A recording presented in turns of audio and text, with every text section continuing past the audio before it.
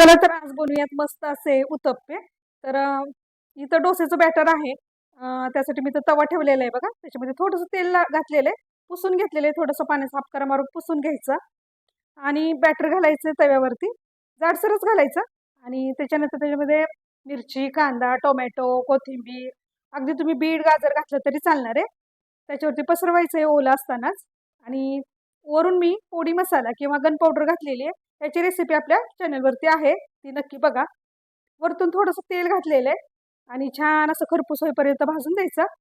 पलटी करायचं आणि बघा मस्त असं उत्तप्पा तयार आहे. झटपट अगदी. आणखी एक दाखवते बघा. तर बघा हे डोशाचं बॅटर आहे ते जाडसरच असं पसरवून घ्यायचं. टोमॅटो, मिरची, कांदा परत घातलेला आहे आपण आणि पोडी मसाला. पोडी मसाल्यामुळं छान टेस्ट येते. दोन्ही बाजूने हा उत्तप्पा आहे तो भाजून घ्यायचा आहे मस्त चटणी बरोबर खा.